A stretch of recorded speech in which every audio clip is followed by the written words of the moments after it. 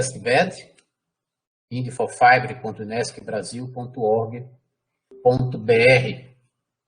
Para quem quiser, depois eu encorajo a visitar o site e obter mais informações. Podem passar, por favor? Lembrando que são 4 turmas, né? E temos aqui a primeira turma. Então, resumidamente, a equipe de coordenação, desenvolvimento e acompanhamento, né, é uma grande equipe, todos esses parceiros de desenvolvimento, e a listagem, né, da equipe encontra-se aí nesse link. Este testbed é resultado de um edital lá do ano 2018, na data de 14 de março, então temos aí praticamente 3 anos, né, do lançamento do edital.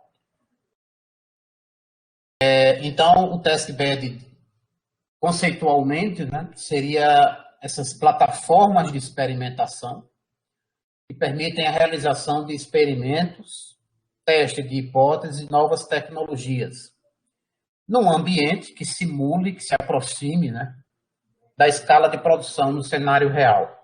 Estamos falando aqui de indústria 4.0. Nosso foco aqui será em tecnologias habilitadoras para a indústria 4.0.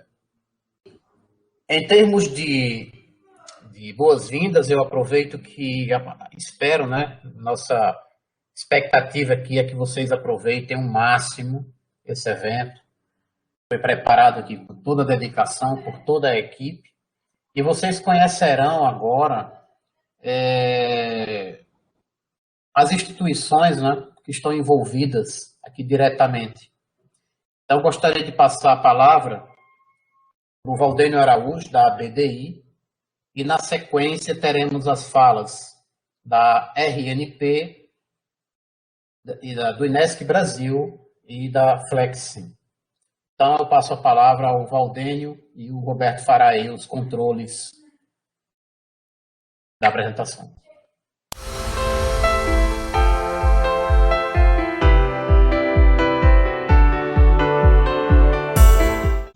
Ok, ótimo, Roberto. Bom, boa noite a todos. Meu nome é Valdênio Araújo. Eu trabalho na Agência Brasileira de Desenvolvimento Industrial. Inicialmente, eu gostaria de agradecer a todos, parabenizar o professor Roberto, o professor Josenaldi, que trabalharam na coordenação desse projeto, e por meio deles agradecer a toda a equipe, parabenizá-los também, o pessoal da RNP, o pessoal da Universidade Federal de Goiás, da Federal de Santa Catarina, da Federal da Bahia, né, a empresa Flexim, que apoiou o projeto, né, e, em nome deles, todos os demais colaboradores. Eu gostaria de agradecer muito a participação do público. Um objetivo básico dessa atividade da BDI em relação à indústria 4.0, e agora a gente está trabalhando fortemente na conectividade para garantir a indústria 4.0, apostando em projetos de testes beds, de validação da tecnologia 5G e do Wi-Fi 6. Tá? O próximo, por favor, Roberto.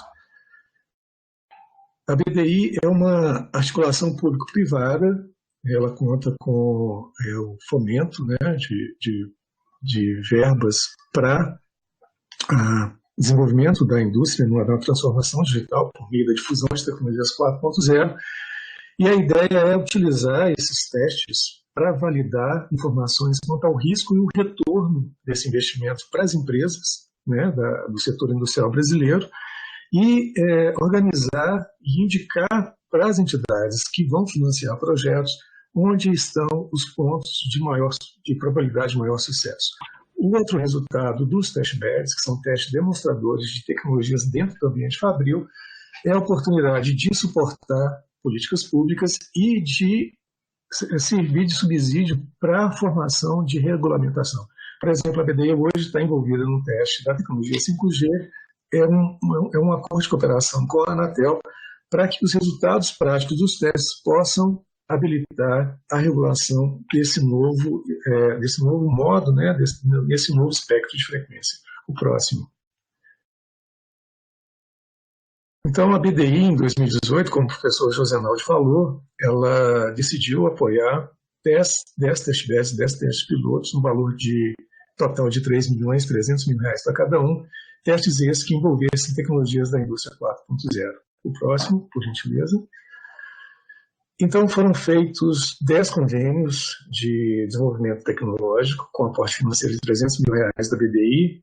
Um deles foi o INESC, com esse teste do Indie4Fabri, a USP, com um laboratório de indústria 4.0, o Parque Tecnológico de São José dos Campos, que focou em tecnologias IoT, a Fundação CERT, que trabalhou com movimentação inteligente de cargas, utilizando AGVs, a Metalsa, que está desenvolvendo ainda um projeto de manutenção preditiva, com muito bons resultados, a Whirlpool, a integração de base legada de dados em sistemas legados, e estruturação de um data lake para tomada de decisão, a Universidade Federal de Uberlândia, que, entre outros projetos, está desenvolvendo uma plataforma de gerenciamento de ativos distribuídos regionalmente, usando IoT para controle em tempo real.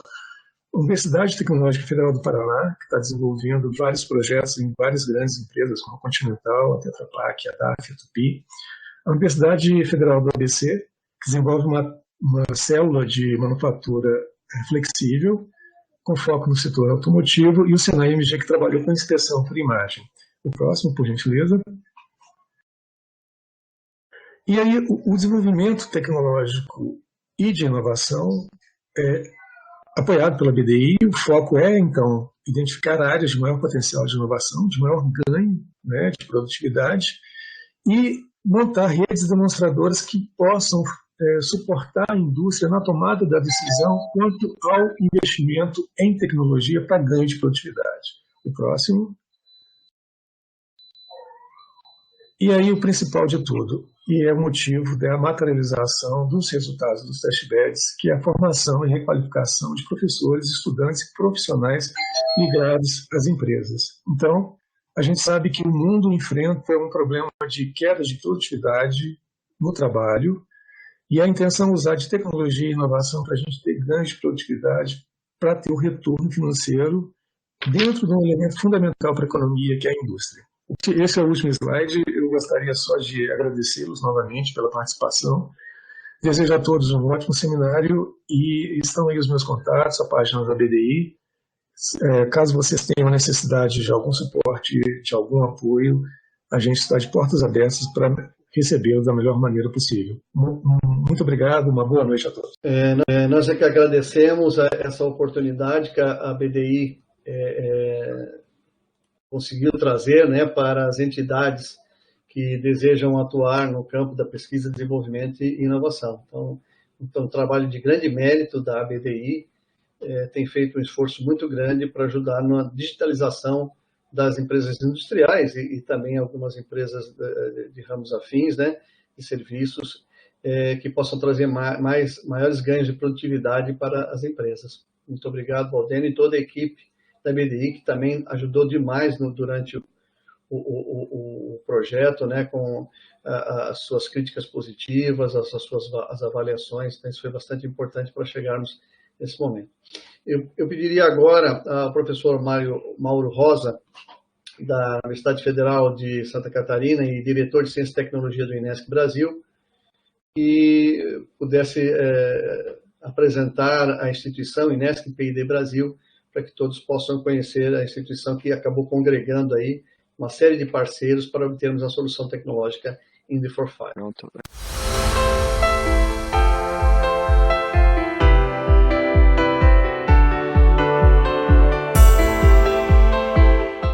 Obrigado, Roberto. Eu não sei se terei aí a possibilidade de 2 ou 3 slides. Sim, já vou colocar aqui. Enquanto colocas, eu vou só cumprimentar, então, o público em geral. Cumprimentar em especial aqui o Valdênio, que já faz algum tempo que não nos falamos. Muito boa noite, Valdênio. Foi bom aqui ouvir um pouquinho você apresentando a BDI, né, e apresentando essa iniciativa, que é uma iniciativa muito valiosa para nós, não do âmbito, digamos assim, da pesquisa, nós que atuamos nesse ambiente de pesquisa brasileiro. Muito rapidamente, a nossa instituição, né, nós chamamos de INESC P&D Brasil, é um acrônimo, né, de Instituto de Engenharia de Sistemas e Computação, Pesquisa e Desenvolvimento do Brasil. Ela representa uma rede de redes, e nós costumamos dizer que é uma rede transatlântica, porque além de todos os parceiros aqui no Brasil, e eu estendo isso à América do Sul, nós também temos parceiros muito importantes na Europa, como o nosso associado Inesc-Tec e outros parceiros de projetos que fazem parte desse nosso ambiente. Muito rapidamente, para quem não conhece o modelo, não é, de gestão do Inesc Brasil, nós estamos diante de uma instituição classificada no Brasil como uma ICT, uma instituição de ciência e tecnologia que congrega aqui no seu seio uma quantidade bastante grande de universidades. Trata-se de uma pessoa jurídica sem fins lucrativos que pertence às universidades públicas brasileiras.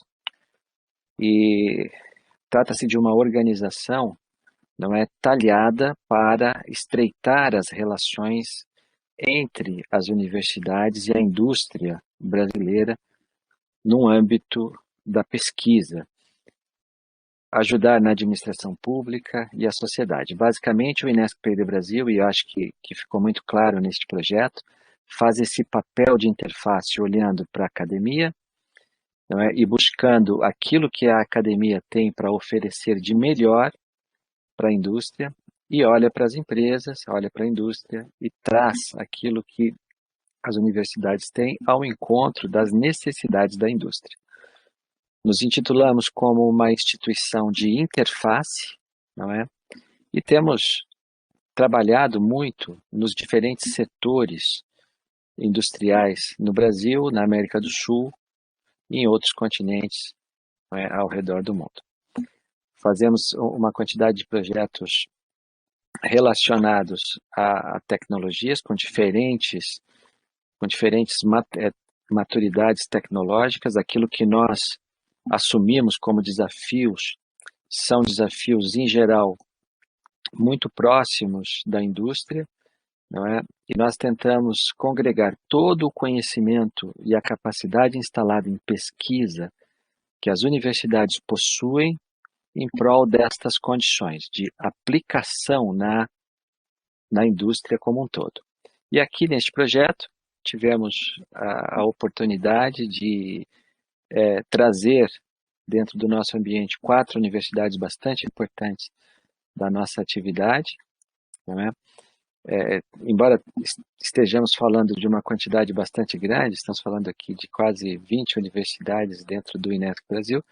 Neste projeto em especial, congregamos 4 dos nossos parceiros acadêmicos, fomos buscar diálogo com a indústria para que pudéssemos também trazer parceiros industriais, identificar formas de trabalho, identificar tomadores de tecnologia e alcançar esse objetivo que o Valdênio aqui colocou, que é a transferência deste conhecimento para as pessoas, para que as pessoas depois possam multiplicar isso no ambiente industrial.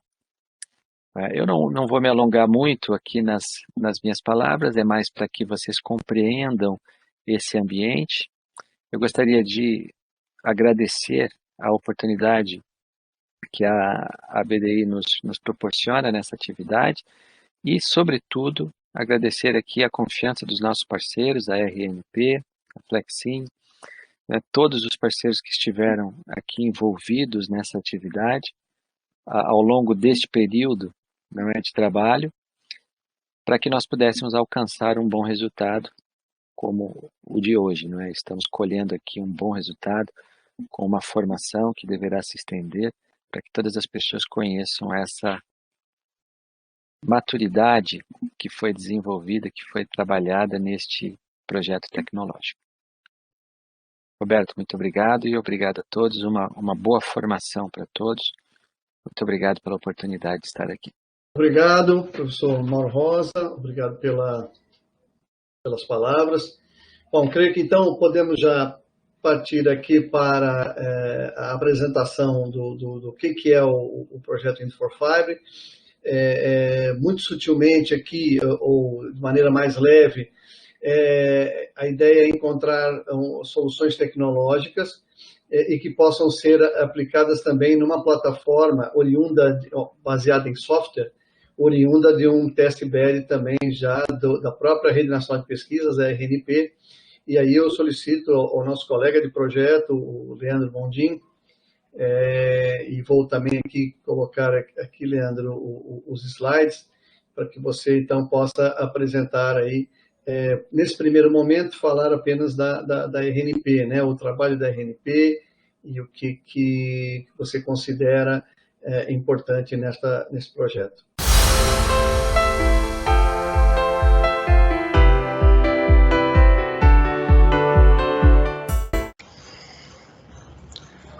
Boa noite, pessoal. Meu nome é Leandro Mondin, eu trabalho na RNP, estou representando a RNP aqui nesse workshop.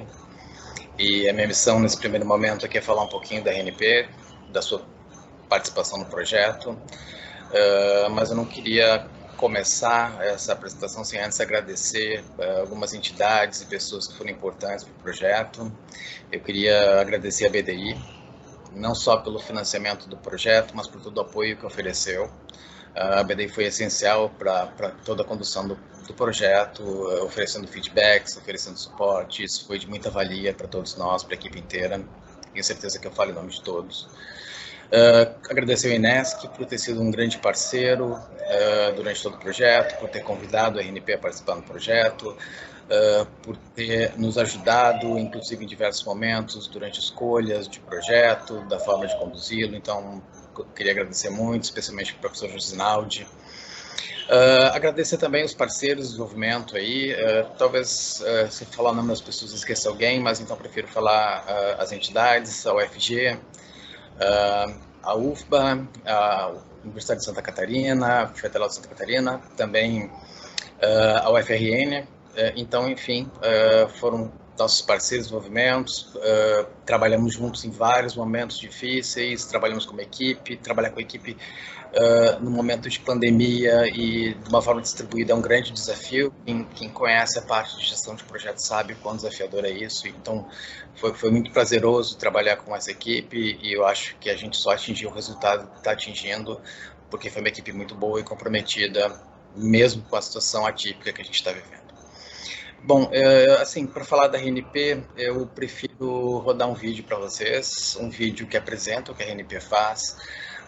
Acho que a gente trabalha muito por trás da cortina, talvez muitas pessoas já tenham tido algum contato com a RNP, mas sem saber. Então, eu vou rodar um vídeo que eu acho que ele é bastante didático e vai ajudar nesse entendimento. Eu espero que vocês gostem, ele ajuda a entender o que a RNP faz e as motivações da RNP para estar nesse projeto surgem naturalmente do que ela faz. Obrigado. A tecnologia tem revolucionado a forma como os brasileiros se relacionam, se divertem, trabalham e buscam conhecimento. Também está trazendo um novo cenário para a educação, a saúde, a pesquisa, o bem-estar, a forma de fazer negócios. Por isso, é fundamental para o país ter uma infraestrutura que suporte o alto volume de dados gerados pela produção e troca de conhecimento. Esse é o desafio da Rede Nacional de Ensino e Pesquisa, a RNP.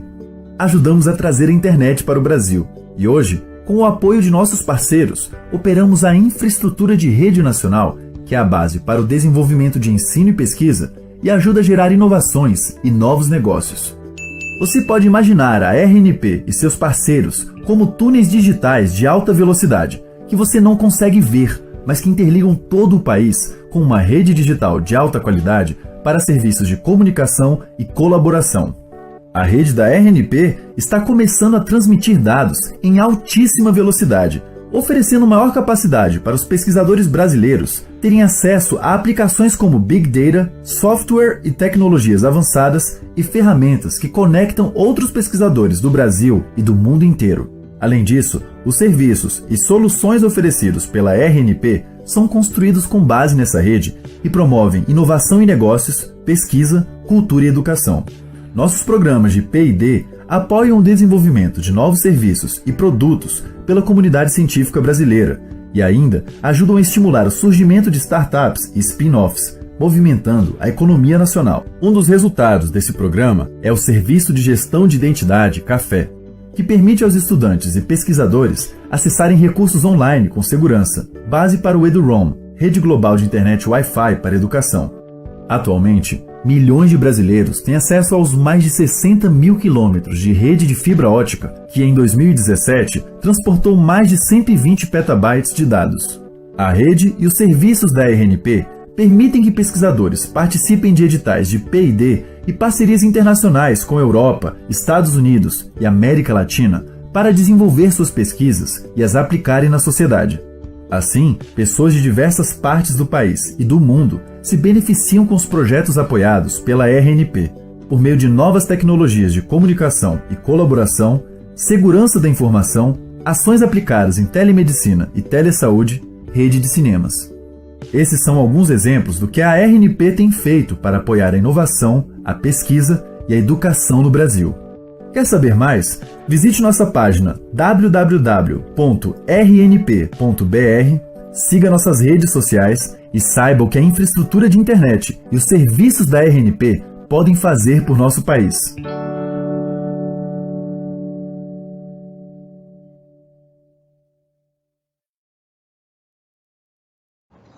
Bom, eu espero que o vídeo tenha ajudado quem não conhecia a RNP a conhecer um pouco melhor. Quem acha que a RNP é só uma rede que interliga institutos e universidades, institutos de pesquisa e universidades, entender que a RNP é maior que isso. Nós estamos muito envolvidos com a pesquisa no país, oferecendo um grande suporte, e eu acho que esse projeto aqui se encaixa justamente nisso. Sempre que houver um desafio tecnológico, sempre que houver um desafio a ser vencido, que ajude a ciência do nosso país, a RNP tem skills, tem time, tem conhecimento para participar, para ajudar, para contribuir. Muito obrigado.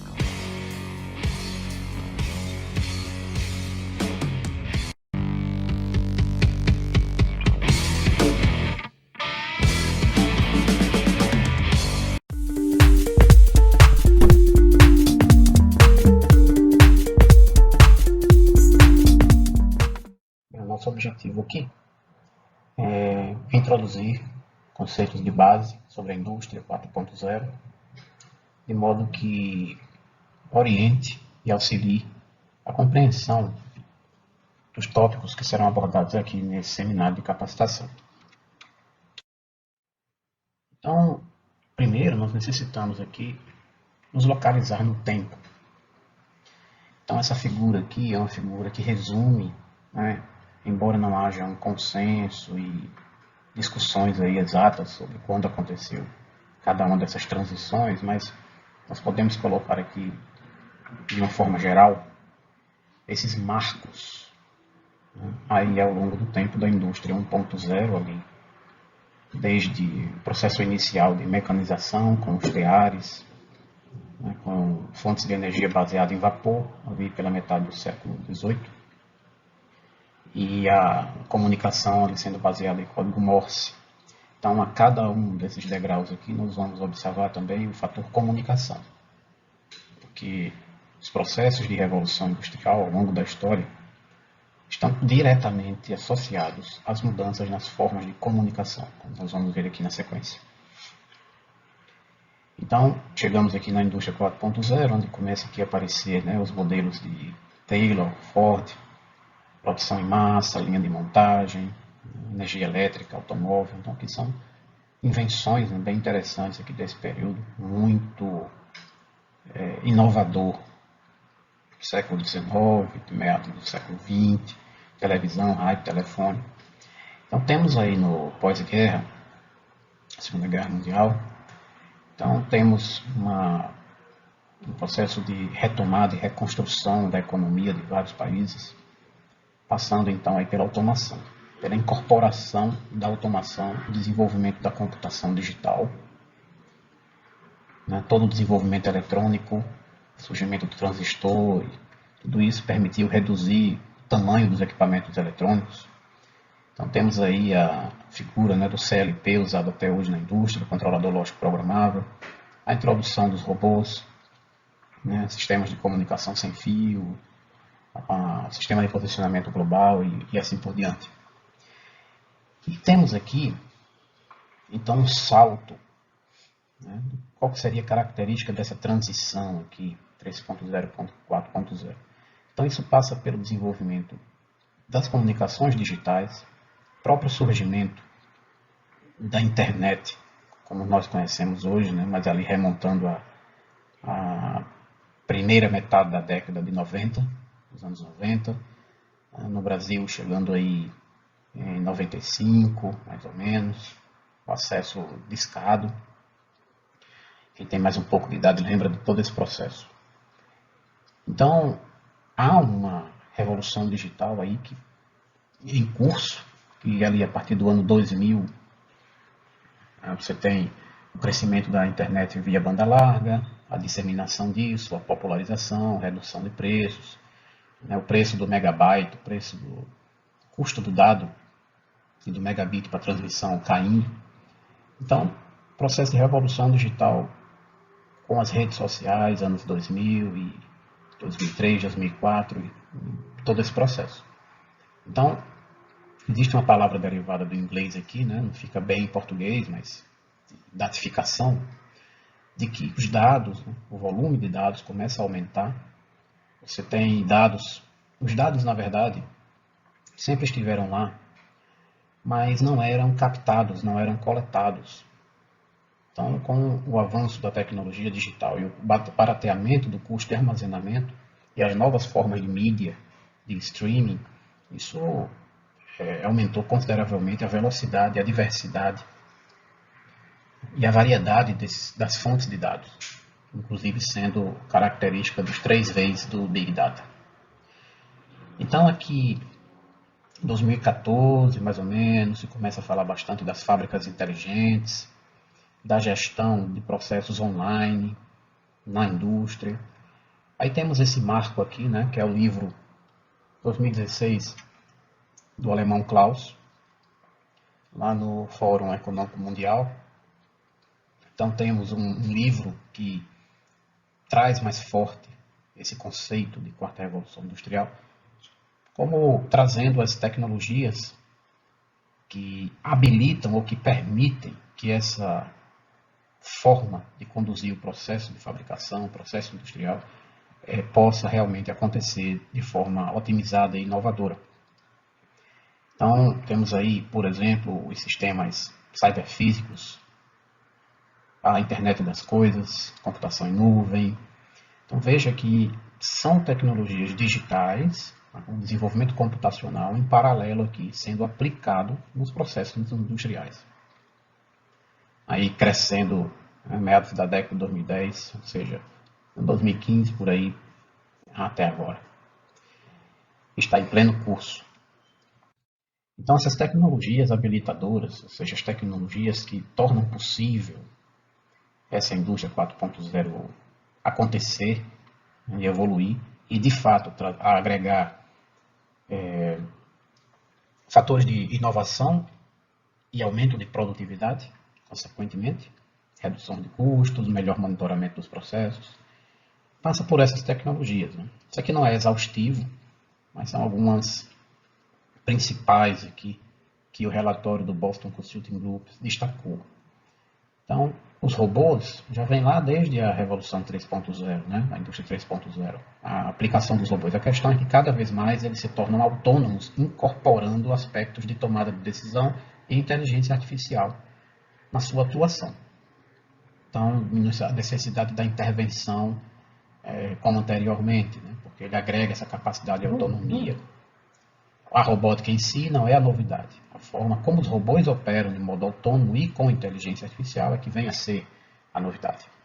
Então, os processos de manufatura aditiva, né, toda a tecnologia de impressão 3D e etc., né, a simulação digital, os gênios digitais, têm crescido bastante aqui, principalmente na parte de manutenção de processos, teste de processos, poder operar com o meu processo de modo remoto, tendo uma réplica o mais fiel possível do processo real, a integração de sistemas, a internet das coisas, o Big Data, Analytics, inteligência artificial. Então, se eu tenho um volume de dados considerável do meu processo e chegando numa velocidade adequada de atualização, então eu posso rodar algoritmos, técnicas de inteligência artificial, aprendizagem de máquina, para construir modelos de classificação, de agrupamento, né, que nos permitam agregar valor nas minhas tomadas de decisão enquanto responsável por um processo lá na indústria. Tudo isso, em geral, rodando na nuvem, né, serviços, softwares na nuvem, arquiteturas na nuvem, bases de dados na nuvem.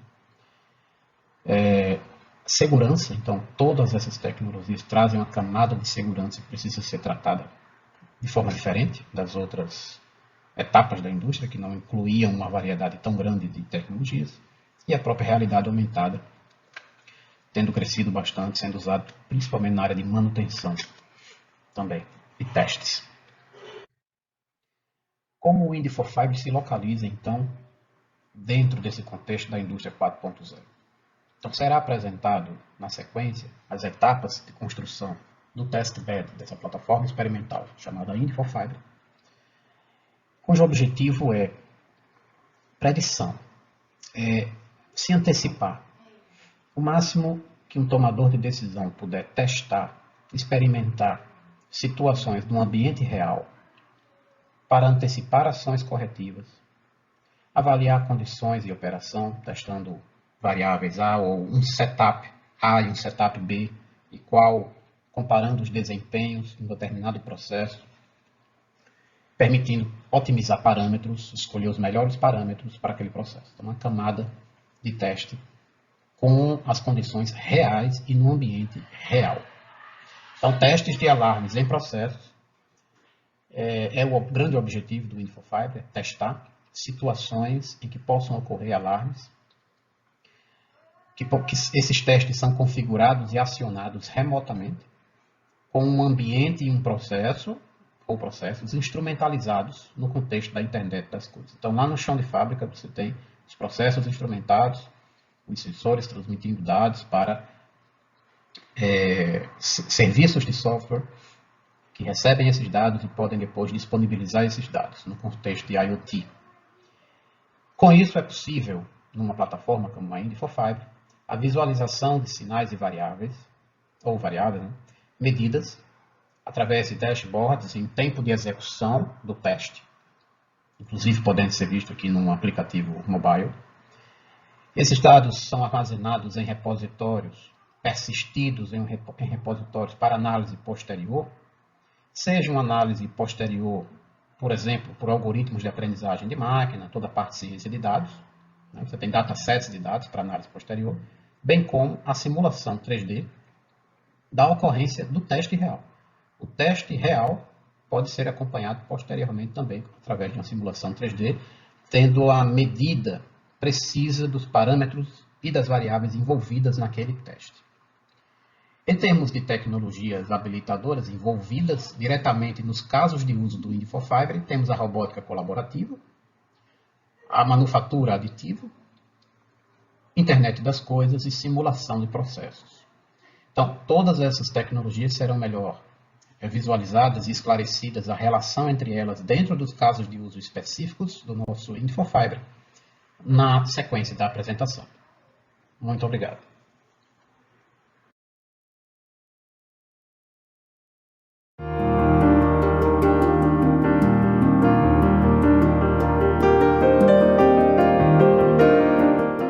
Bom, pessoal, acho que a ideia da apresentação aqui, a ideia é construir uma espécie de uma timeline começando lá com os desafios que o Valdênio nos trouxe sobre a questão do trabalho, sobre a questão da evolução do trabalho, sobre a questão da própria indústria crescer em termos de produtividade, que é um grande desafio no Brasil, especialmente para acompanhar o mundo com uma série de tecnologias novas que vêm. E aqui a equipe resolveu começar falando de uma plataforma da RNP, mas a RNP tem uma longa história na trajetória e na construção de testbeds. E o Fibre é o nosso maior representante, ou aquele de mais longo tempo em atividade das nossas plataformas de experimentação. Então, eu vou contar um pouco a história dele. O Fibre é usado como base do Indy4Fibre, depois vocês certamente vão entender o link entre eles, o que a gente está aproveitando e o que não está aproveitando do Fibre. Mas eu queria contar um pouco da história, como a gente chegou aqui, o que motivou ele e que tipo de benefício o Fibre trouxe para a comunidade científica e até mesmo para a indústria, enfim. Pode ir adiante, Roberto, por favor. Então, a origem do projeto Fibre veio de uma frustração, ou de um problema que nós tínhamos há 10 anos atrás. E, na verdade, todos esses problemas ainda existem. Eu não sei quantos aqui conhecem redes de computadores, mas existia um problema de exaustão do IPv4. Hoje se contorna isso com NAT, mas ainda não é uma solução elegante. O protocolo TCP/IP, que é a base da internet, ele tem problemas gravíssimos de concepção, que inclusive gera o problema de baixa, que é a questão de... Eu nunca tenho certeza, por exemplo, se um campo do pacote foi mudado ou não, se o pacote veio de onde ele disse que veio ou não. Então, os ataques de negação de serviço, por exemplo, são feitos usando a fragilidade do TCP/IP, e que é a base da internet. A internet, como a gente conhece, ela não funciona sem TCP/IP. A gente não tem garantia de qualidade na internet, isso é um problema para serviços. Hoje, de novo, a gente tem contornado isso com mais banda, com outras coisas, mas a gente não tem garantia, por exemplo, que um pacote de voz vai ter privilégio sobre um pacote de jogo ou até o contrário. Tem uma outra questão, que é a falta de multicast original na internet. Acho que, não sei se todo mundo sabe, mas, por exemplo, vídeo, o Netflix, ou mesmo a gente, quando está assistindo uma partida de futebol, cada um de nós recebe o stream separado, não é um único stream que sai e é replicado para os usuários, enfim. De forma geral, e talvez o problema mais grave que tem aqui, que é o sexto, o que gerencia a internet, ele divide o mesmo meio que os dados. Então, por exemplo, se cai um roteador no caminho, eu tenho que brigar com dados de usuário para conseguir colocar no ar de novo. Essa frustração, ela existia, ela ainda existe. Pode ir adiante, Roberto, por favor. E ela foi, na verdade, o grande start para o seguinte: a comunidade científica estava em busca de soluções para esse problema, sempre tentando contornar eles, mas chegou num ponto que se pensou no seguinte: tá bom, mas por que a gente não começa do zero? Por que a gente não começa com uma internet 2.0, algo do tipo, tira o que tem que tirar do TCP/IP e tudo mais? E essa foi, na verdade, a grande motivação do projeto Fibre lá no seu início. Foi o que a gente chama de Greenfield, ou seja, vamos começar do zero, vamos criar um ambiente que a comunidade científica possa, em escala, porque não adianta nada a gente fazer experimentos de internet num computador, em simuladores, experimentar coisas para gerar uma nova internet, uma internet do futuro. Pode adiante, Roberto, por favor. Bom, dadas essas frustrações, dado a pressão da comunidade científica, dados os interesses que tinham, houve em 2010 uma chamada Brasil-Europa, que tinha justamente por objetivo construir uma plataforma de experimentação. Aliás, o nome do Fibre originalmente é esse que está aqui, Future Internet Test Beds, Experimentation Between Brazil and Europe. E o objetivo dele é o que está ali embaixo, dessa chamada, era desenvolver um ambiente experimental onde se pudesse, de forma federada, eu vou bater muito nesse termo, porque aqui o Wind4Fibre faz uso da definição, acho que é algo importante para conceitualizar vocês, de forma federada com a Europa e com o Brasil, poder fazer experimentações de larga escala na internet. Pode adiante, por favor, Roberto. Bom, então, o que é o Fibre? Nesse edital, nessa chamada pública que houve, o que foi proposto?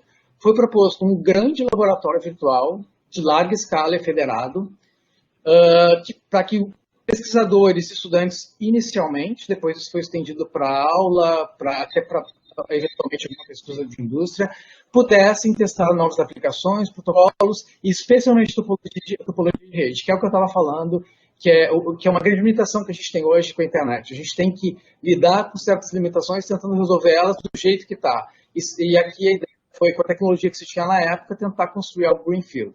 Então, o que a gente criou, o Fibre, nada mais é do que um grande laboratório envolvendo muitas máquinas, muita infraestrutura computacional para poder fazer essa grande rede. Então, assim, aqui tem uma definição, se vocês forem no site lá do Fibre, que é a definição conceitual dele, mas eu queria chamar a atenção para alguns pontos que acho que definem bem ele e são os pontos que eu queria chamar a atenção no restante da apresentação.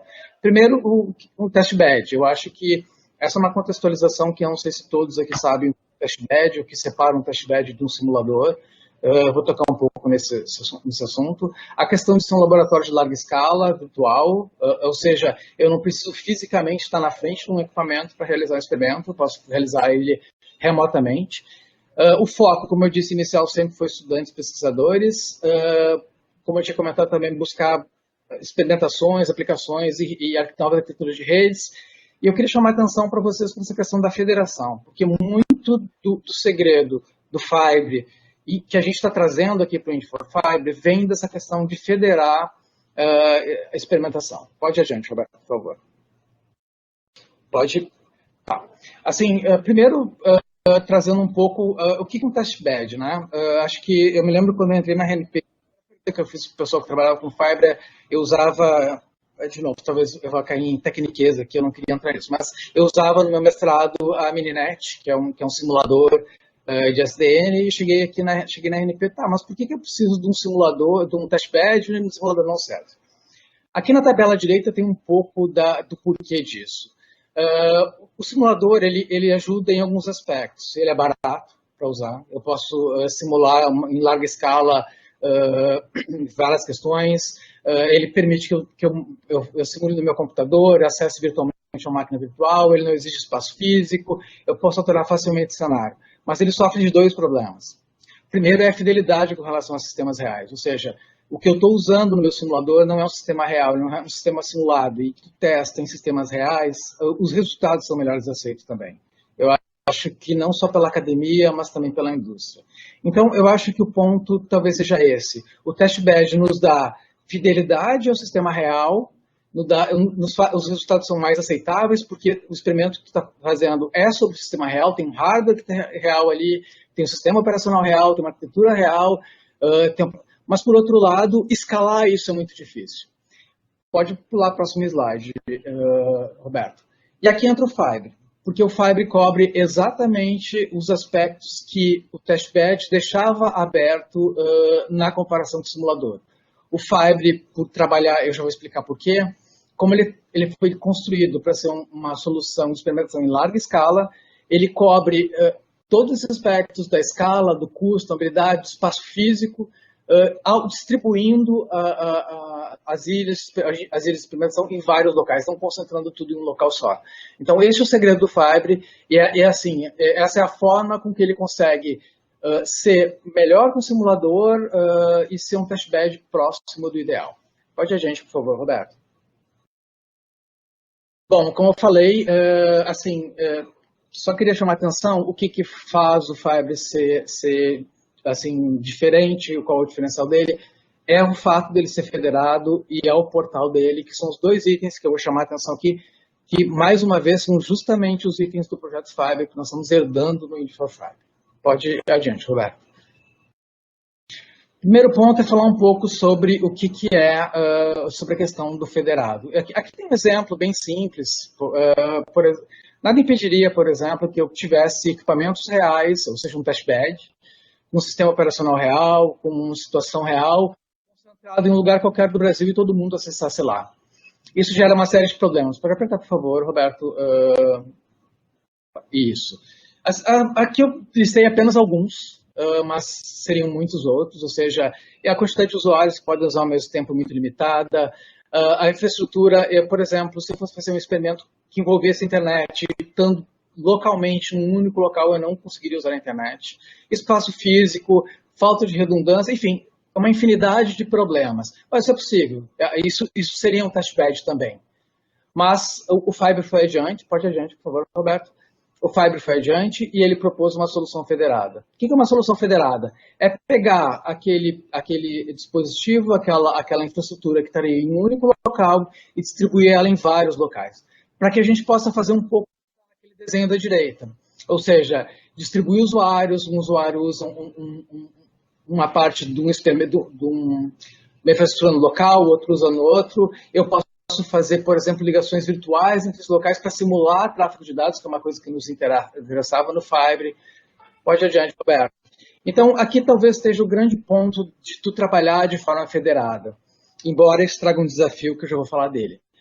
Eu tenho escala, ou seja, nós começamos com 4 ilhas do Fibre, hoje nós estamos com 16 fibras. Escalar é algo possível, não é difícil.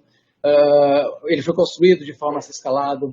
Espaço físico, cada universidade tem uma pequena sala para comportar uns equipamentos, não precisa ter, se fossem 16 equipamentos, racks de equipamentos num único lugar, ter um espaço físico gigante, ar-condicionado pesado, enfim. O fato de ser federado permite que a gente altere cenários. Por exemplo, um usuário pode escolher 3 ilhas para fazer uma experimentação entre elas, pode escolher 10 ilhas para fazer uma experimentação entre elas. E, como eu sempre digo, é fiel aos sistemas reais.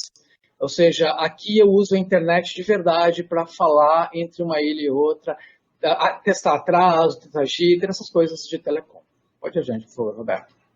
Eu queria só dar um exemplo para vocês. Aqui tem uma foto do que tem numa ilha dessas, tá? Então, depois acho que o Braga vai mostrar o que vai ter na ilha do Indy4Fibre. Então, só para efeitos de comparação, como são produtos de telecom, isso é um exemplo, essa é a nossa ilha de Brasília, o que ela tem. Roberto, pode passar pelos próximos 4 slides, que são só exemplos de outras ilhas diferentes que nós tínhamos, inclusive esse da UFF aqui é bastante legal, porque ele tinha uma parte de Wi-Fi, inclusive eles colocaram num trilho uma antena para correr de um lado para o outro, para fazer experimentação com Wi-Fi, como simulando o usuário. Vocês lembram que eu falei da questão do federado, né? Só falei das vantagens, mas eu acho que tem um aspecto que é bem complicado, que é a integração. Se eu tenho uma única ilha, eu tenho um único sistema operacional, eu tenho um único controle de acesso, eu tenho, enfim, um único sistema de reserva. Agora, se eu federo, isso tudo fica mais complicado. Ou seja, um usuário está querendo usar uma parte de um recurso, tem que descobrir onde ele está disponível, reservar esse espaço para ele. Enfim, essa é a complexidade que o federado traz. Pode clicar de novo, Roberto. Então, o desafio, como a gente resolver esse desafio no Fibre e também está portando isso através do portal. O que a gente chama de portal, ele é muito mais do que um portal. Pode adiante, por favor, Roberto. Novamente. Ele é muito mais do que um portal. O que ele faz ele faz um gerenciamento completo da nossa infraestrutura. O usuário nada mais é do que uma página na internet, mas por trás dele tem várias coisas acontecendo. Pode clicar, Roberto, por favor. Então, aqui tem um exemplo, ou seja, toda vez que o usuário clica, ele está interagindo com o portal, tem uma série de coisas acontecendo. Mas o que o nosso portal faz? A gente portou e levou para o Indie for Fiber. Ou seja, o portal tem muitas das coisas que estão aqui, elas estão sendo feitas no Indie for Fiber. Primeiro, são serviços relacionados ao usuário. É login de usuário, autenticação, garantia de que a informação dele está preservada. A gente tem lei agora geral de proteção de dados, tem que cuidar disso, enfim. A gente cuida da questão da orquestração do que o usuário requisita, ou seja, eu tenho que ir em várias ilhas e configurar vários aspectos, a gente chama de orquestração. Eu tenho que, na hora que eu faço uma ilha falar com a outra, eu tenho que cuidar que a topologia lógica, eu faço isso também. Eu crio máquinas virtuais para o usuário que são só dele. Isso é uma questão bem importante para a gente. Quando alguém tem que fazer um experimento, ele pode ser experimento confidencial. Ninguém pode ter acesso a essa informação, a gente tem que oferecer essa garantia. A gente chama também de Cleanup Bootstrap, que é outro desafio, que talvez o Braga vá falar disso depois, mas imagina, talvez no nosso contexto, que alguém parou um experimento de uma impressora 3D remoto e alguém vai começar. Como é que funciona a peça que estava lá sendo impressa? Põe fora? O que vai lá e tirar lá fora? Enfim.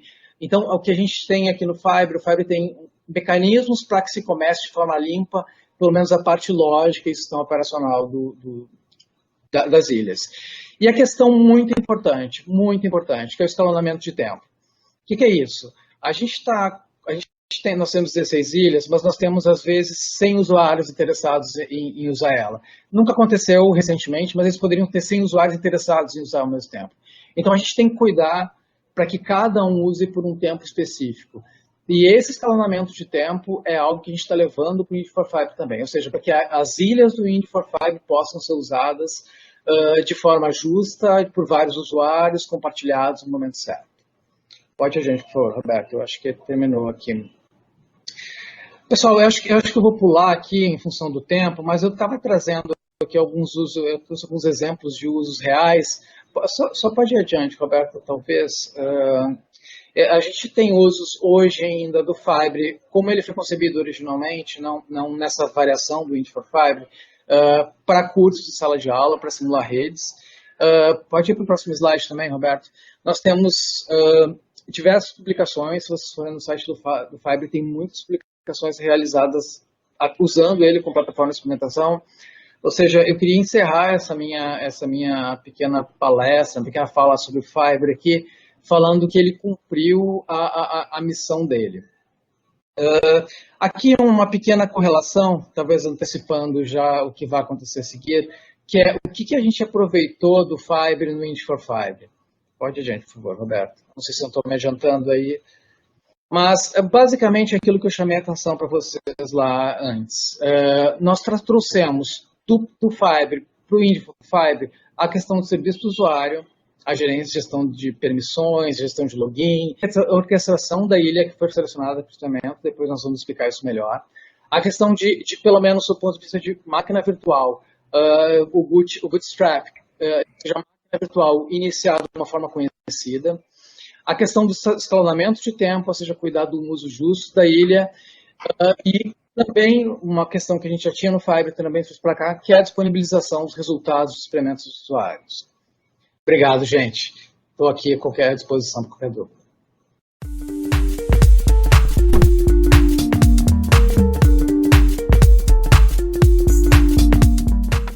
Então, eu vou pedir agora ao professor Rodrigo Braga, da Universidade Federal de Santa Catarina, que possa aqui vir ter conosco e apresentar a plataforma, ou seja, a estrutura, né, a arquitetura da solução Indie for Fiber. Eu vou colocar aqui o... Obrigado. Boa noite, pessoal. Me escutam bem? Como é que tá? Roberto, me escuta bem? Sim, escuta muito bem, está ótimo. Perfeito. Se por acaso começar o áudio a trancar, peço que me avise aí, que de repente eu posso desligar a câmera para ficar um pouquinho mais fluido. Bom, pessoal, então vou falar um pouco para vocês aí sobre as ilhas, né? Eu vou fazer uma apresentação um pouco mais genérica e depois, detalhando um pouco isso. Aqui ele está carregando também, então ok. Então só para formalmente me apresentar, meu nome é Rodrigo Braga, então sou pesquisador do INESC Brasil, basicamente trabalhando em projetos na área de robótica e internet das coisas, né? E agora indústria ou internet das coisas.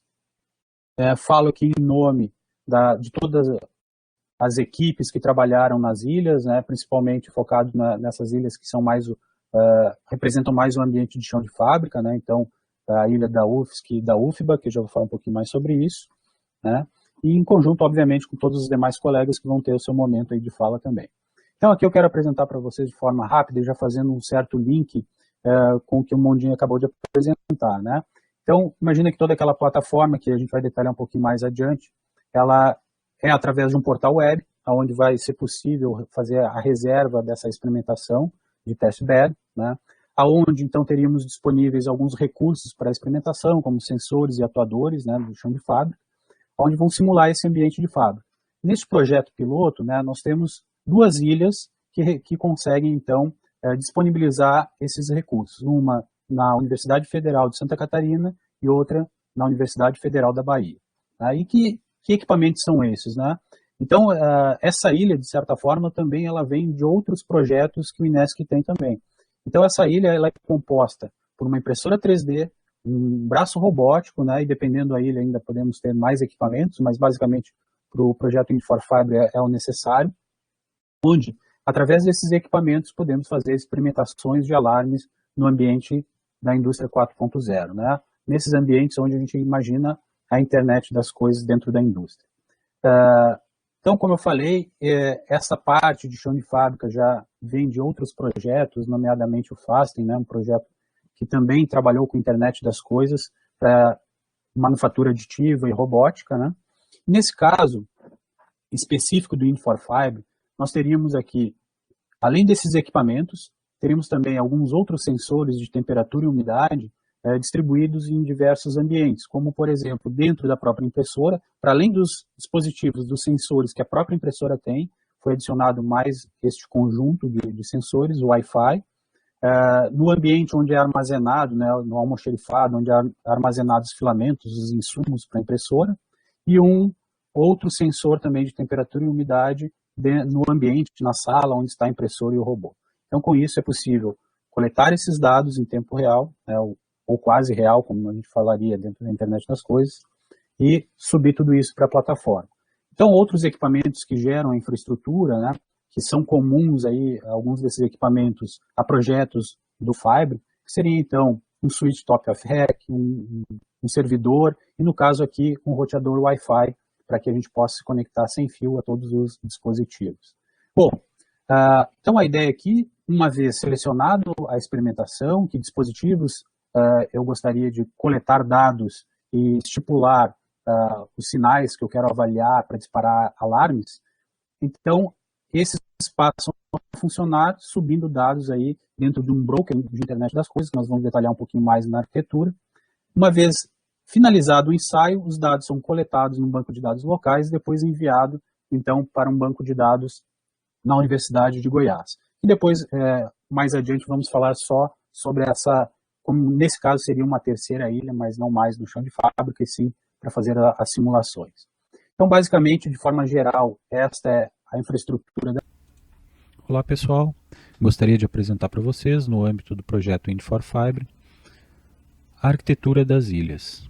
Nós temos uma ilha de testbed em Florianópolis, na UFSC, e uma na Bahia, na UFBA. Todas elas possuem os mesmos equipamentos com as mesmas configurações.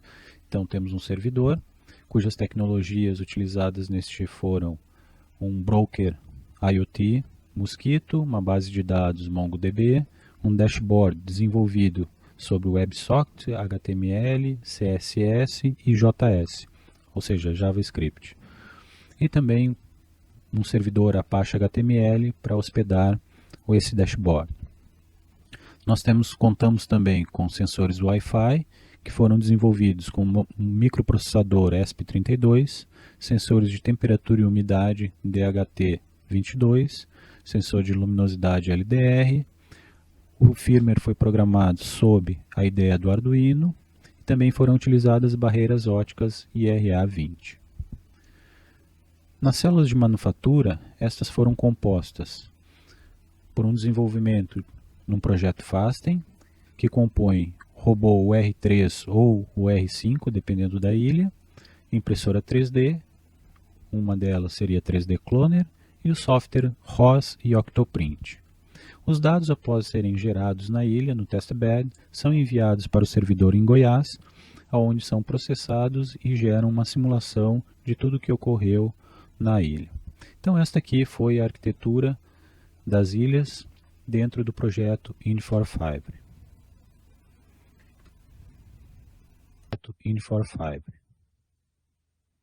Então, Roberto, agradeço aí a todos, né? E mais adiante aí vamos apresentar detalhadamente. Eu gostaria de aproveitar aqui só para já dar a adiantada naquele momento, só deixa eu tirar isso aqui da frente, um momentinho aqui. Cabe salientar, então, na parte prática, que nós vamos apresentar logo a seguir, né, que esse teste funcional, devido à pandemia, aos laboratórios, né, esse projeto, é importante salientar, que ocorreu quase a totalidade dele dentro de uma pandemia, né, onde as dificuldades de acesso a laboratórios foram enormes, né, e mesmo assim a gente conseguiu chegar nesses resultados. E os testes que vamos ver mais adiante na outra sessão, foram incluídos aí, então, 3 sensores de temperatura que estariam em home office, transmitindo ao servidor que está dentro do laboratório. O controlador do robô, né, ligado a um simulador enviou também esses dados. Esse controlador estaria na Bahia enviando dados para Florianópolis e as barreiras também em outro ambiente na Bahia enviando esses dados. Isso nós vamos ver a seguir depois da apresentação do próximo tópico. Obrigado. Obrigado, Braga, pela apresentação. Penso que foi bastante interessante novamente, né? Por favor, anotem aí possíveis dúvidas. E agora nós já podemos partir para como isso ocorreu de fato, né? Como a solução ela acaba por ocorrer de forma prática nessa relação entre as ilhas e também como é que isso os dados são transferidos, como é que eles são acessados, como é que há essa manipulação dos dados para depois oferecer para a área de simulação, que será o último tópico que nós vamos apresentar, como é que isso será depois utilizado para melhorar os processos.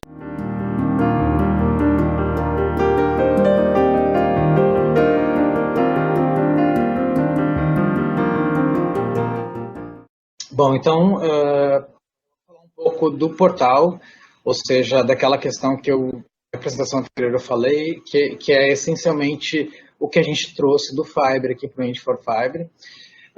Eu queria mostrar um pouco da topologia. Aqui talvez seja hábito de alguém que é da área de redes, gosta de ver desenho de rede, computador, switch, enfim. Mas essa é basicamente a forma como, não só física, mas também logicamente estão interligados os vários pedaços aqui da nossa solução. Nós temos o nosso portal, por que eu estou mostrando isso aqui? Porque o portal é o que está por trás do orquestramento de tudo isso aqui acontecendo, ou seja, do experimento que está sendo realizado na ilha, da coleta de dados, do envio para a FG, da FG montando o vídeo, disponibilizando para o usuário, enfim. O portal é o que está por trás. Mas basicamente é isso. Aqui nós usamos a rede da PRNP para conectar com as ilhas, usamos a internet para conectar com a FG, muito embora pudesse também ser feito pela rede da própria RNP. Então, em termos de arquitetura, é isso que eu queria mostrar para vocês. Essas 5 partes, a rede da RNP, o portal em nuvem, as 2 ilhas e a UFG, usando o FlexSim para processar os resultados dos experimentos. Pode adiante, Roberto, por favor. Pode adiante. Bom, aqui é uma ideia geral, acho que eu já passei para vocês, eu vou ser bem rápido, o que o portal faz, mas, como eu falei, Ele cuida da gestão do usuário, da gestão do projeto, registro de experimentos, a configuração do experimento. Ele faz a interface com as ilhas, ou seja, o usuário vai estar sempre interagindo com o portal, mas por trás do portal tem uma coisa que a gente chama de back-end, que é o nosso sistema falando com as ilhas, configurando nelas o que o usuário está querendo realizar. A questão do gerenciamento de tempo das ilhas, é outra funcionalidade. Coleta de resultados, armazenamento dos resultados, são outras questões que o nosso portal faz. A questão de disponibilizar para o usuário os vídeos gerados pelo pessoal do UFG, pelo menos o link a gente vai disponibilizar. E, de forma geral, a parte física e lógica também é a RNP que está cuidando. Nós agora, semana retrasada, por exemplo, estamos fazendo a interconexão com o pessoal, com a Ilha da Bahia. Então, tudo isso é o que está assim, envolvido, de certa forma, com o portal. Pode adiante, Roberto. Por favor, pode adiante. Eu só queria, antes do vídeo do Rogério, o Rogério faz parte aqui da equipe da RNP, ele mostra de uma forma bem didática como é que o portal está operando, vocês vão ver o quão fácil é. Eu só queria antes chamar a atenção para como é assim, a organização, pelo menos lógica, dos experimentos dentro da plataforma do Five. As plataformas são organizadas em forma de projeto, os experimentos eles começam por um projeto. Um projeto ele pode ter um ou mais experimentos, então isso vocês vão ver logo mais no vídeo. Esse experimento ele pode ter uma configuração, ele vai ter cada experimento vai naturalmente ter uma configuração específica e depois ele pode ter agendamentos, mais de um até. Então essa organização é que é importante, vocês vão perceber isso no vídeo do Rogério, que ele vai começar primeiro configurando o projeto, depois ele vai configurar um experimento, depois ele vai fazer o agendamento. Então essa sequência sempre tem que ser respeitada. O projeto é como se fosse um guarda-chuva de experimentos, e os experimentos, para que se realize eles, naturalmente, eles têm que ser configurados antes.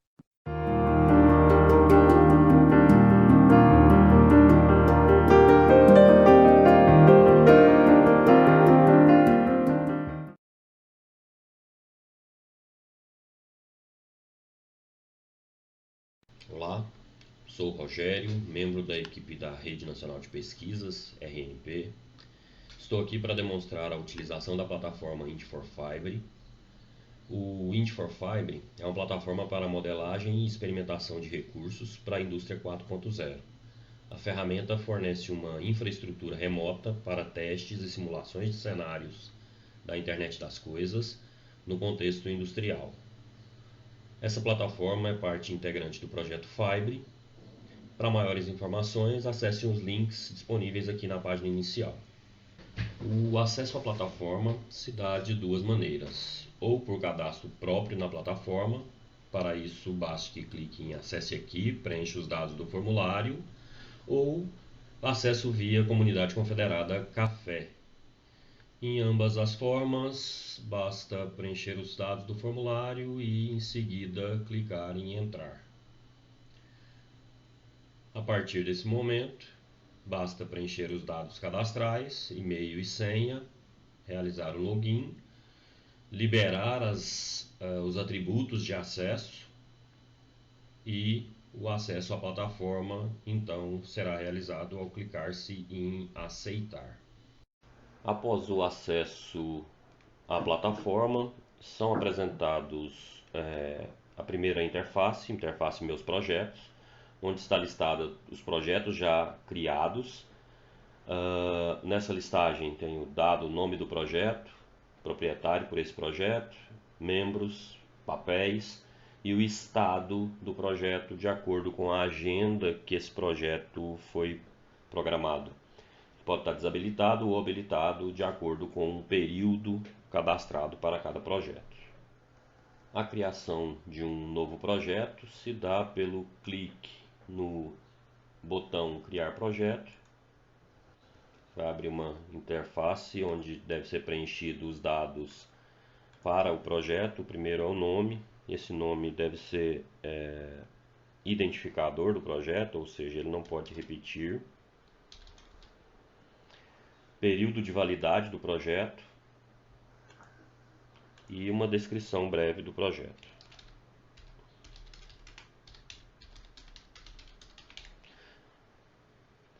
Primeira etapa é simplesmente a criação desses dados e após a criação, o status de sucesso da criação é apresentada e a partir desse momento nós podemos editar as características desse projeto.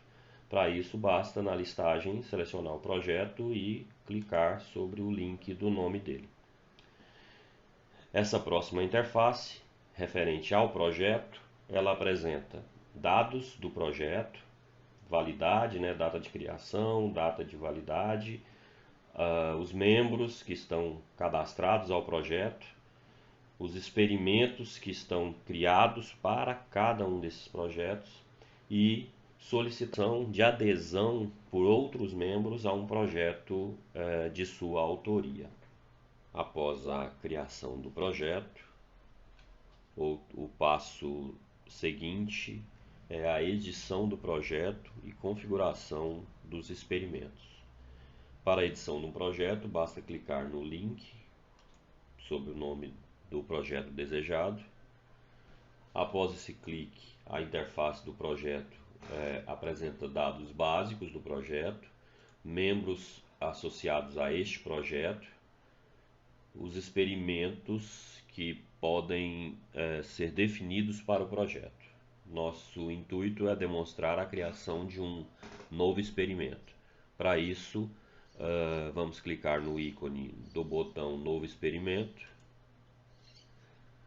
Nesse momento ele vai localizar as disponibilidades de estrutura e infraestrutura para suportar a criação do experimento. No primeiro passo é necessário que a gente configure o experimento com dados básicos de cadastro, nome, descrição e data de validade.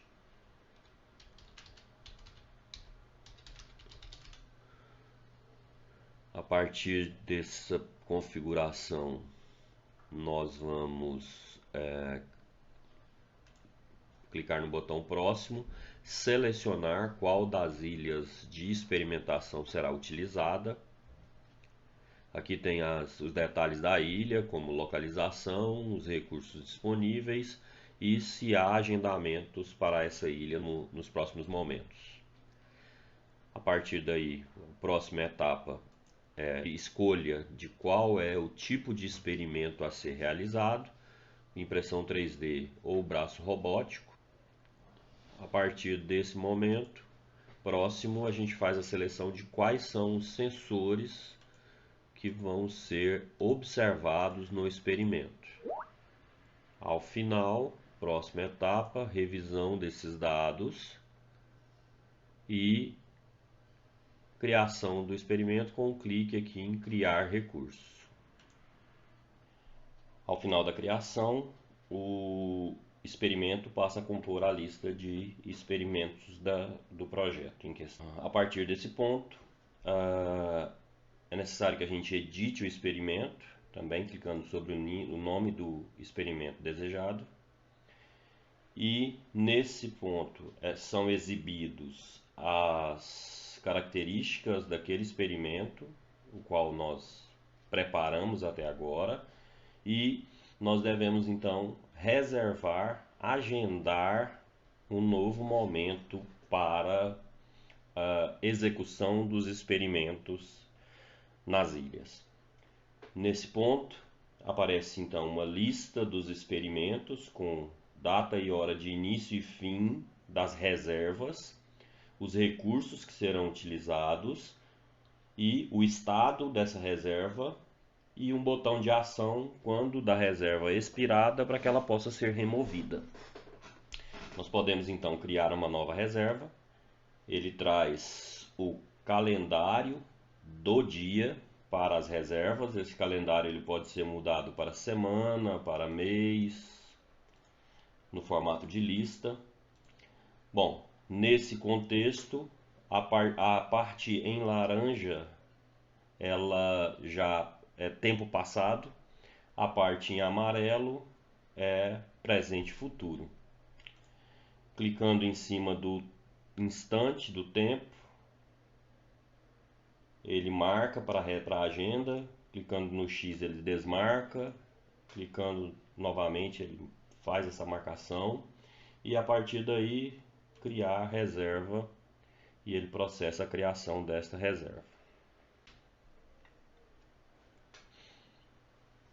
Após o cadastramento da reserva no calendário, na agenda, então ela passa a exibir na lista as reservas, aquelas já expiradas, aquelas ativas, que estão prontas para serem executadas, e aquelas ainda inativas, que estão aguardando o momento para que elas sejam executadas. A partir desse passo, estando ativa a reserva e o usuário sendo responsável pelo projeto cuja reserva está ativa, basta então clicar no botão executar, que ele direciona para a janela que vai instanciar a plataforma, o dashboard da plataforma IoT, para que o experimento, a observação dos alarmes seja realizada. Esse passo vai ser tema da próxima apresentação sobre o dashboard. Muito obrigado, até mais.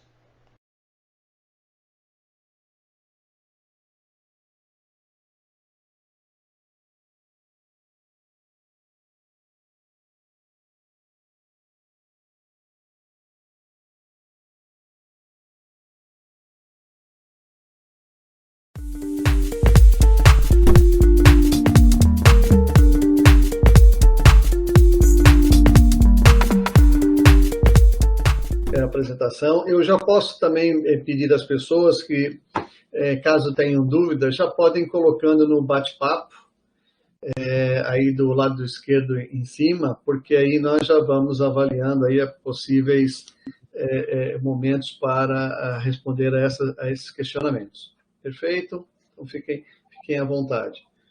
Bom, então vamos agora partir para a próxima. O Braga já vai entrar, né, Braga? Aqui nós temos uma sequência de vídeos que vão detalhando, né? É importante salientar que após... Pessoal, nós vamos apresentar todos aqueles ajustes no portal e só deixa eu pausar aqui.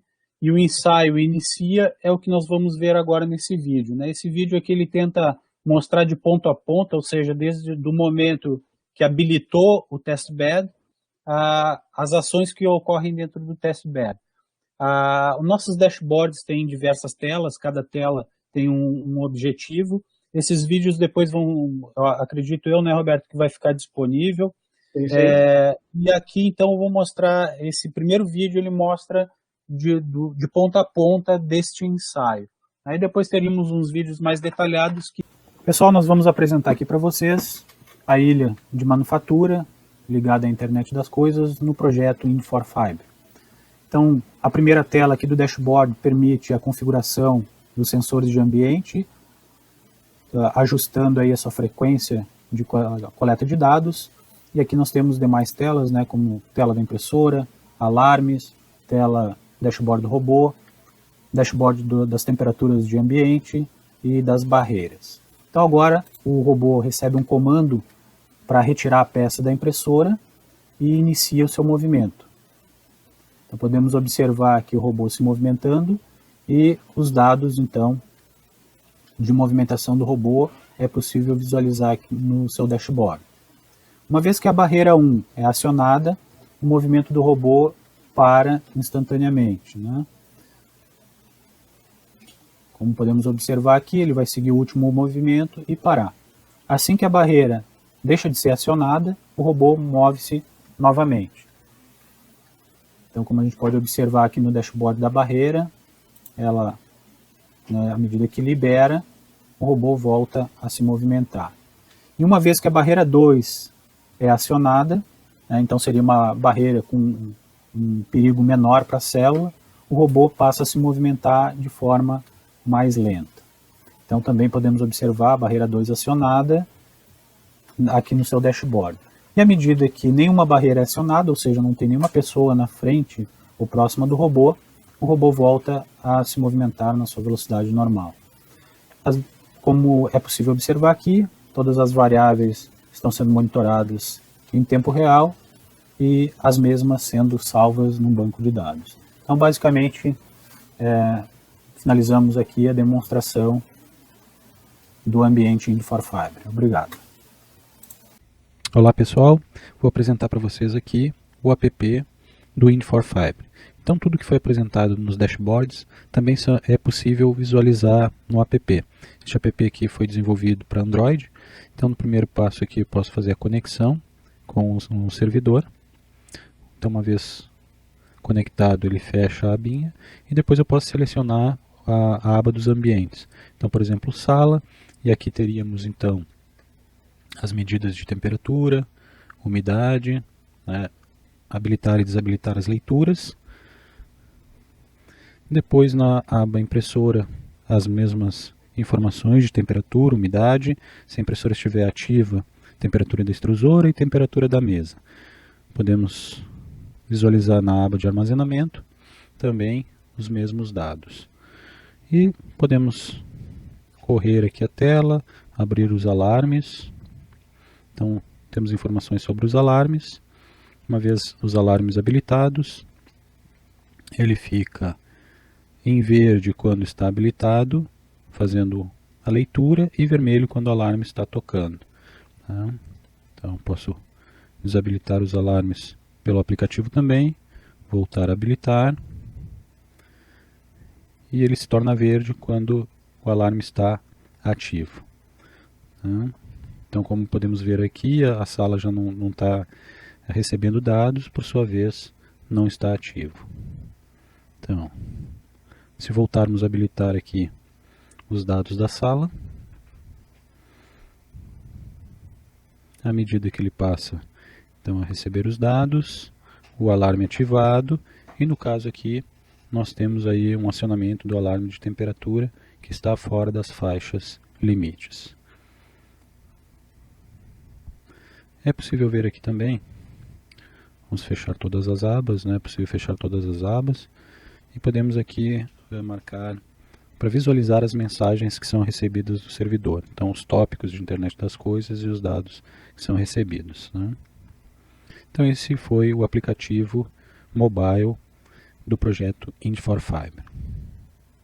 Olá pessoal, vou apresentar para vocês alguns detalhes do dashboard relacionado aos alarmes. Nesta área do dashboard são apresentadas as informações relativas aos alarmes por dispositivos. Então, é possível aqui verificar alarmes de temperatura, umidade, das barreiras e alarmes relativos à impressão e ao robô. Então, nesta mesma área, podemos verificar alguns detalhes, como previsualizar valores de temperatura, umidade e iluminação atual de cada um dos ambientes, né? Como já vimos antes, esses dispositivos de ambientes são sala da impressora, o ambiente interno da impressora 3D e o ambiente onde os insumos estão armazenados. E aqui então é possível ajustar esses limites para cada alarme e habilitá-los, né? Então, por exemplo, podemos verificar aqui as temperaturas limites para não soar o alarme, né? Seriam 45 graus e a mínima 0, a umidade 98 e a mínima 5. Então vamos imaginar aqui, se por acaso o limite de temperatura fosse 25 graus, né? Então vamos colocar aqui 25 graus e setar isto no hardware, né? Então uma vez enviado ao dispositivo, ele passa a avaliar se os valores lidos atualmente estão dentro desses limites. E como podemos verificar aqui, o alarme de temperatura está marcando. Então, desta forma é possível fazer os ajustes para diversos dispositivos e ficar monitorando esses dispositivos. Da mesma forma, eu posso desabilitar todos os conjuntos de alarmes, né, por todos os dispositivos. Então aqui este foi o ambiente do dashboard alarmes, né? Até mais.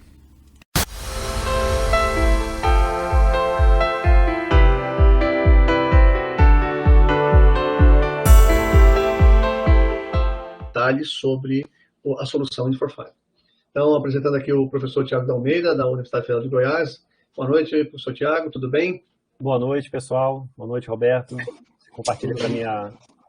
Tiago, está com o apresentador já. Não sei se tu vai apresentar a partir daí ou... Pode ser.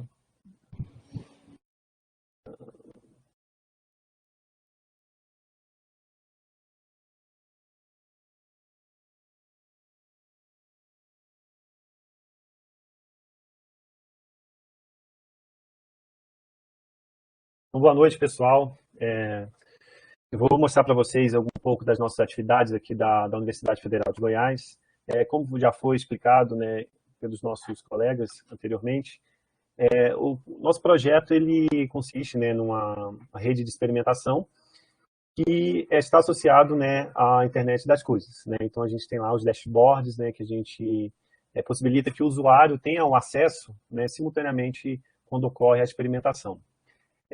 Pensando, né, em outra forma da gente atender também o usuário, principalmente da indústria, a gente tem a possibilidade de ter um modelo virtual, né, que possa consumir todos esses dados que foram gerados aí pelas ilhas de experimentação. Então, nesse propósito, né, nosso objetivo nesse projeto foi fazer uma espécie de virtualização, né, das ilhas de experimentos, e com isso a gente fazer a leitura desses dados e fazer uma representação através de uma simulação, né, através de um software de simulação, que no caso foi o FlexSim, para que a gente pudesse representar o que ocorreu naquele experimento. Nesse sentido, a gente trabalhou com 6 pesquisadores nesse projeto. Eu, professor Tiago, fiquei responsável pela parte de modelagem e simulação do FlexSim. O Felipe Marinho, responsável pela integração e persistência dos dados, aqui justamente na parte de ligação, né, com as ilhas da Universidade Federal da Bahia e de Santa Catarina. O Simon, responsável pela modelagem do banco de dados e as consultas, especificamente para a gente fazer a adaptação do conjunto de dados que a gente recebia das ilhas, para a gente conseguir inserir dentro do ambiente de simulação. O Antônio ficou responsável pela parte, né, de topologia de redes e configuração dos softwares, e o professor Roberto e o Solon ficaram responsáveis pela disseminação e transferência de tecnologia. Então essa aqui foi a nossa equipe que trabalhou nesse projeto. E, de modo geral, de modo resumido, a gente estabeleceu que nossa arquitetura geral, para a gente fazer a concepção desse projeto, foi dividir em 4 etapas. A primeira, responsável pela modelagem conceitual. A segunda, o modelo computacional em si. A terceira, a conectividade via banco de dados. E 4, a simulação. Então, o que a gente utilizou como um ponto de referência para a gente estabelecer um modelo conceitual? Então, o primeiro passo foi que a gente pudesse compreender quais eram os recursos, quais eram os equipamentos que seriam utilizados no ambiente de experimentação. Então, nesse sentido, a gente começou a buscar informações do laboratório, onde a gente teria a experimentação real, né, do nosso projeto, que no caso aqui a gente está representando a Universidade Federal da Bahia. Então, aqui à nossa esquerda temos o cenário real que foi utilizado, né, como base, e criamos um cenário em 3D, né, fizemos a modelagem em 3D desse cenário para que a gente pudesse fazer, né, uma virtualização desse ambiente. Posteriormente, a gente utilizou os dados que eram gerados, né, por esses ambientes de experimentação e começamos a pensar em quais seriam as possíveis soluções para a gente trabalhar, né, dentro do nosso simulador. Então, para isso, a gente utilizou 47.573 linhas de dados, né, e com isso a gente determinou que a gente precisaria ter 5 tipos de soluções dentro do FlexSim para que a gente pudesse ter a arquitetura pronta para a gente receber os dados e consumir da forma como era experimentado nas ilhas da Federal da Bahia e Santa Catarina. Com isso, a gente tem lá 3 tipos de sensores, né, sensores de iluminação, temperatura e umidade. Então, a gente tem a verificação do ambiente da sala, do filamento de armazenagem e da própria impressora 3D. E outro tipo de solução foi em relação à célula de segurança. Então, a gente tinha as barreiras para a gente fazer a modelagem e os movimentos das juntas do robô. Com isso, a gente chegou no nosso modelo computacional, que está sendo representado aqui à nossa direita, que seria a representação daquele cenário que a gente modelou em 3D, né, e representamos aqui, né, o resultado, né, de uma experimentação. Tá? Então, nesse caso aqui, a gente tem um ambiente, né, explicado, né, um ambiente aqui onde a gente tem os recursos, os equipamentos, né, que foram utilizados, né, na experimentação. Com isso, a gente chegou a esse resultado aí da simulação computacional. Outro ponto interessante e importante do nosso projeto foi a conectividade via banco de dados. Então, para isso, a gente utilizou basicamente 3 pilares. Né? O primeiro pilar foi em relação à topologia de redes e configuração dos softwares e hardware necessários, né, para a gente fazer a interligação, né, entre as ilhas. E o principal equipamento que a gente utilizou nesse projeto foi o servidor PowerEdge R640. E, posteriormente, a gente trabalhou na parte de integração e persistência dos dados. Então, para isso, a gente desenvolveu, né, um web service, né, que fosse capaz de receber esses dados das ilhas e pudesse ser persistido dentro do nosso banco de dados. E, por fim, a parte da modelagem do banco de dados e consultas. Então, a forma como a gente recebe os dados, a gente precisou fazer alguns tratamentos para que ele pudesse ficar adequado para a gente inserir dentro do nosso software de simulação. Por fim, a gente chegou na parte da simulação, que é o resultado, né, do nosso experimento aqui da... Olá, pessoal. Nesse vídeo iremos mostrar os resultados das atividades elaboradas no projeto Ind4Fibre pela equipe do Laboratório Tecnológico da Universidade Federal de Goiás, e pretendemos demonstrar aqui como que fizemos a nossa interação com as ilhas de experimentação, e para isso vamos mostrar algumas etapas para a gente depois rodar o nosso modelo de simulação. Bom, inicialmente temos aqui, né, um ambiente modelado em 3D.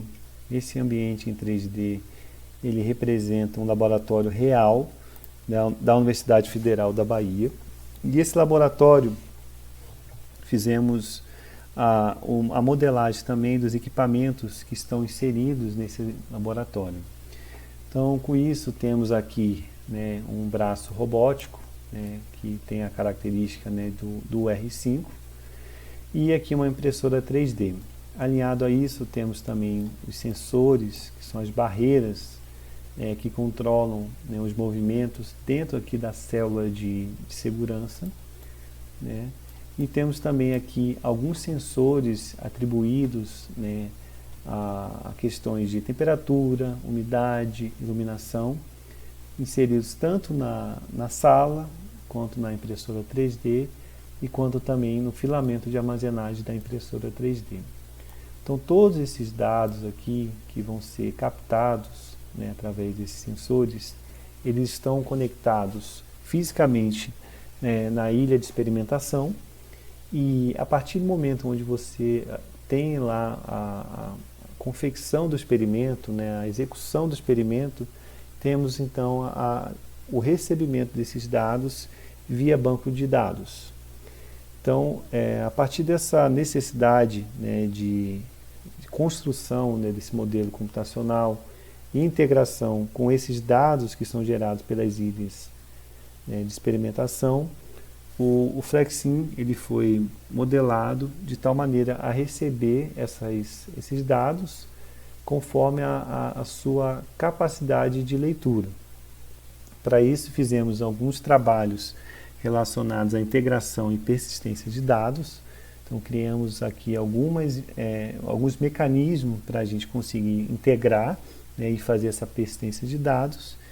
E também fizemos algumas modelagens, algumas adaptações, transformações, para que a gente tivesse o dado da melhor maneira possível. E também fazer com que esses dados eles encaixem, né, eles sejam alocados nos locais corretamente aqui do nosso modelo de simulação.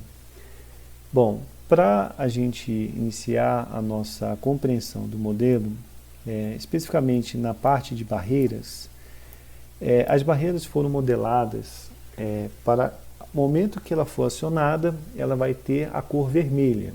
Então, quando for essa faixa aqui estiver na cor vermelha, significa que a barreira ela está acionada.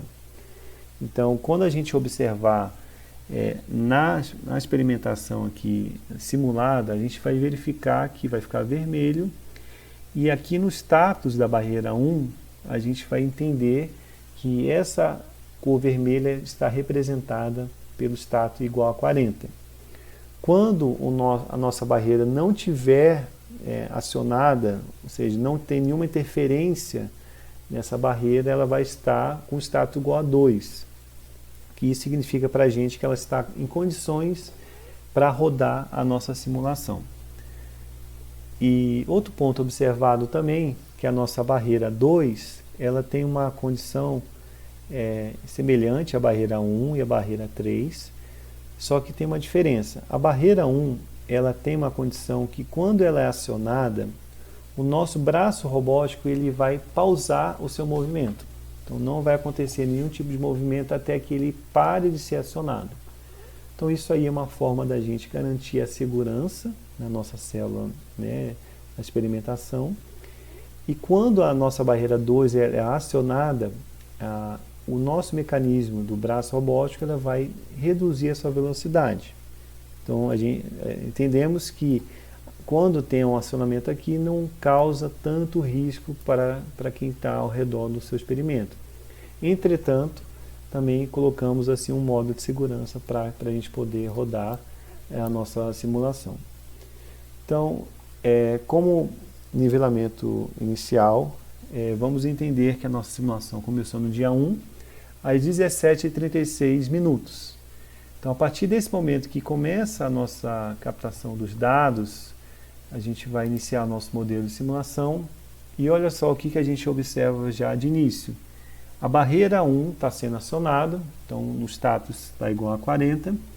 Com isso, o nosso braço robótico está parado. Mesmo que a gente tenha disponível lá uma peça, o braço robótico ele fica parado até que você deixe de acionar, né, essa barreira 1.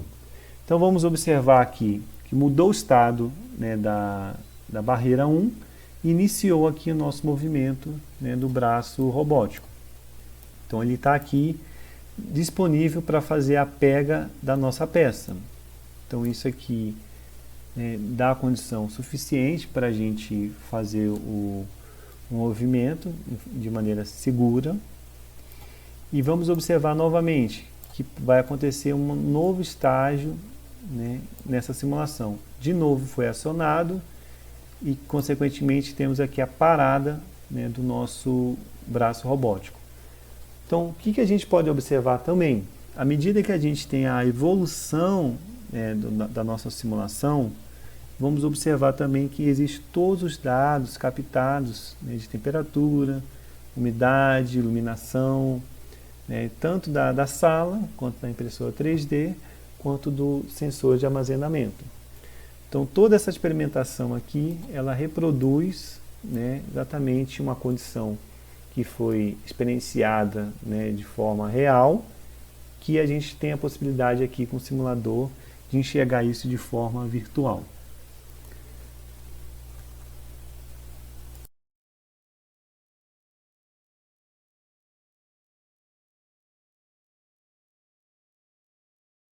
Bom, da minha parte foi essa.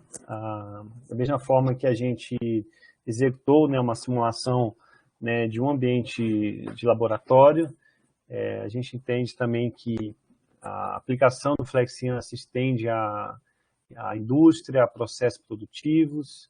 Então, a ideia do projeto como um todo é também a gente ter essa disseminação, né, tanto para o ambiente laboratório quanto para ambientes produtivos também.